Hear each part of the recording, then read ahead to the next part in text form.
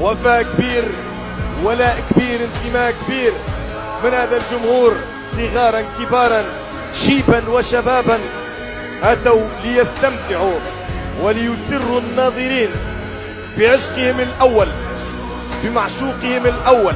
السلام عليكم ورحمة الله تعالى وبركاته. مرحبا بكم اخوتي في فيديو جديد. اليوم اخوتي غادي نشوفوا الانطباعات ديال الجمهور الجزائري وهو تتعادل سلبيا امام المنتخب الغيني في مقابله مهمه وحاسمه للتاهل الى المونديال.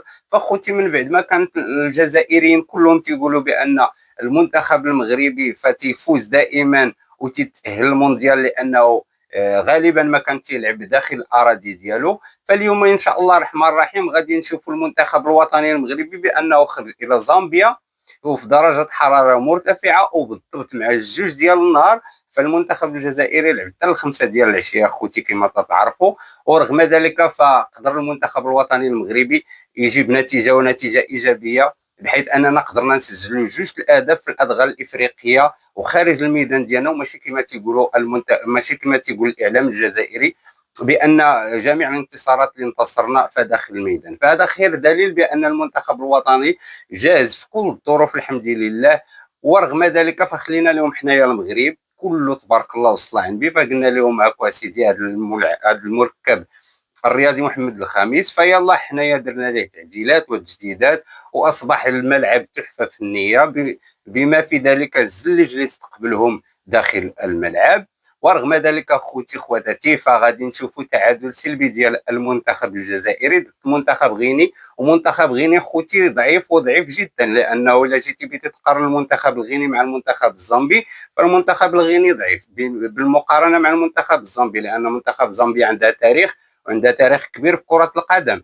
ورغم احنا انه مشينا خوتي حتى الادغال الافريقيه وقدام الجمهور ديالهم اللي كان الجمهور تبارك الله كان التيران عندهم ممتلئ، لانه بطبيعه الحال لاعبين ضد المنتخب المغربي العالمي. فرغم ذلك اخوتي شفتوا النتيجه ديال المقابله ديال المنتخب المغربي ففزنا باريحيه والحمد لله رغم الظروف المحيطه بالمباراه بما في ذلك ارضيه الملعب والمشاكل ديال الطقس وكل ما في ذلك يا اخوتي. ورغم ذلك جبنا نتيجه ايجابيه. بالنسبه للمنتخب الجزائري فاخوتي كما تتعلموا فتوفرت له جميع شروط الراحه بما في ذلك فنادق فخمه، ملعب في اعلى طراز جديد. يلا صوبنا قلنا لهم بسم الله هاك اخويا الله ييسر لكم مع المنتخب الغيني. ورغم ذلك اخوتي ما قدروش ينتصروا. نخليكم مع ردود الافعال ديالهم اخوتي ديال الجمهور الجزائري ونتشوفوا من بعد الفيديو. خوتي ما تنساوش تدعموا اخوكم المانوني، ان شاء الله الرحمن الرحيم نوصلوا ل 100 مشترك هي الاولى ان شاء الله الرحمن الرحيم. كما تعرفوا القناه يلاه بدات، نتمنى التيسير من الله وشكرا لكم. اكبر حمار في المباراه شكون هو والسبب تاع التعادل؟ هو انت يا الحمار، انت هذا ماتش تشوفوا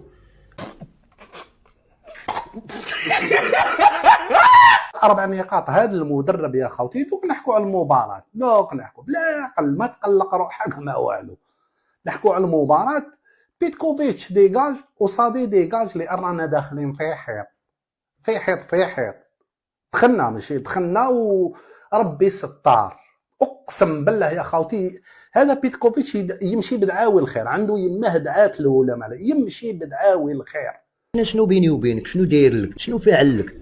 انا اي واحد مسكين مقاوده عليه ما عندوش درويش ما تيهز لا راس لا يدين، وانا الا كانت دايزه غير خوشا ما نقدرش نقتلها. مباراه خوتي شفتوا ضيع 4 نقاط. هذا بيتكوفيتش جا باش يأهلنا الى كاس العالم، ضيع 4 نقاط من التاهل الى كاس العالم. ودوك نقعدوا نستناو حتى لاكتوبر، واكتوبر تقبضك اوغندا دير القلب، تقبضك الصومال تربحك اوغندا، تقبضك الصوماليا اللي كاع راهم يربحوا فيها دير معاك القلب تغلق لك. احنا كاع يحبوا يديروا معنا القلب، دير تعادل تاع شي ايليميني، وهذاك ما نتمناوهاش لان التاهل مازال في يدنا. يا رب شنو هذا خاوتي؟ هادو اثيوبيا ولا ليكيب ناسيونال؟ شنو هذا بالنيفو هذايا تروح تلعب كوب دي موند؟ قسما بالله غير بالك اكبر فضيحه في تاريخ الجزائر بالنيفو هذا. جايب لي منتخب شيخوخه ودابا دال يا نورولك كيفاش راك تخلص مليح، ماكل مليح، شارب مليح، تشوف خير منا، قاري، عندك ديبلوم، اللي ما كاش ليه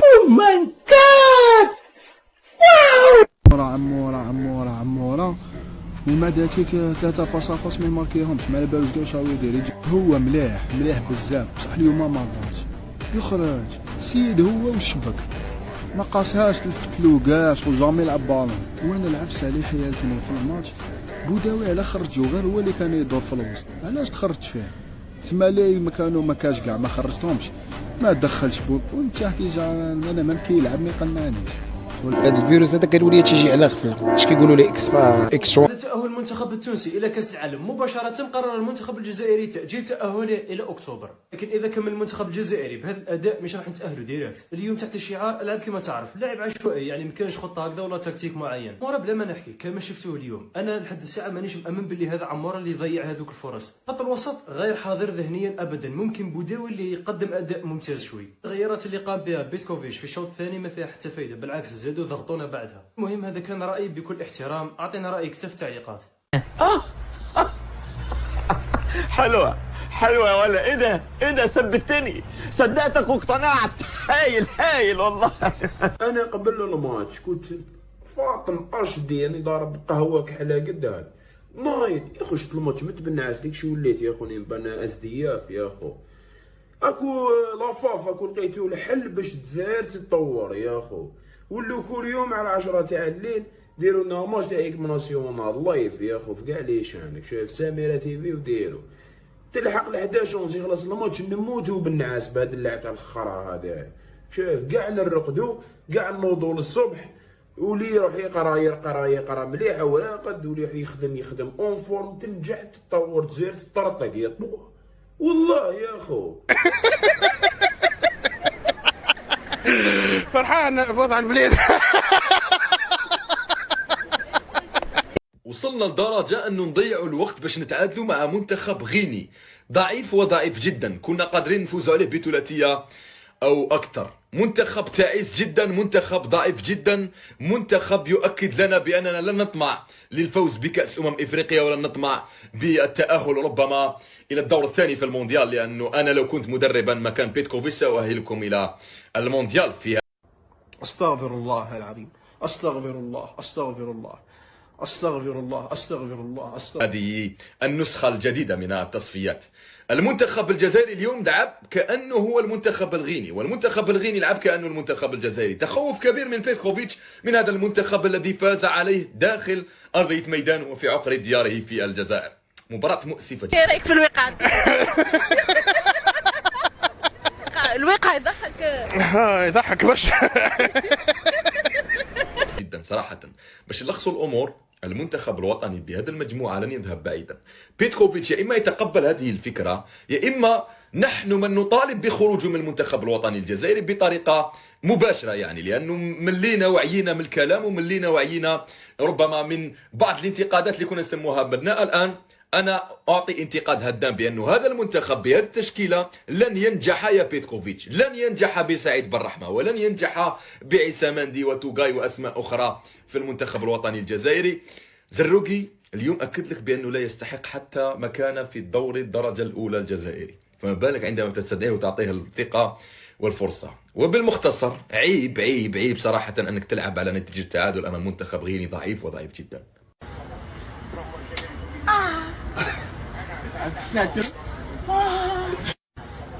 قولوا والله ما على بالك باللي راح نلعبوا في المغرب، يا كم لحقوا سي بون وسطالاو، وهذا الفيديو اللي كتبوا فيه كيما لحقوا وين مقر الإقامة تاعهم، ما كان حتى مشاكل. والعكس راني شفت التعليقات كاين شي ناس راهي تقول باللي المغاربه راح يوقفوا معنا في الماتش هذا، ولا غير صافي كرون بليزير كاش مغاربه يزيدوا كونفيرميو لنا باللي صح راح توقفوا مع ليكيب ناسيونال داخل.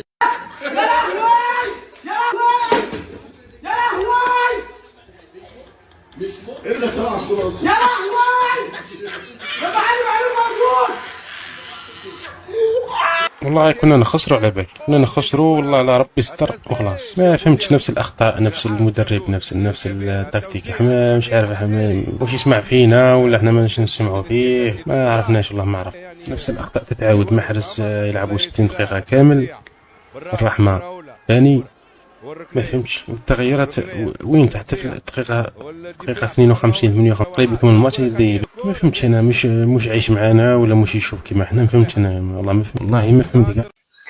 خوتي كان هذا هو الفيديو ديالنا اليوم. شفتوا ردود الفعل ديال الجماهير الجزائريه الغاضبه. خوتي ما تنساوش تشتركوا في القناه، تفعلوا زر الجرس وتيك كومونتير باي حاجه قدرتوا عليها. خوتي كنشكركم من القلب. السلام عليكم ورحمه الله وبركاته.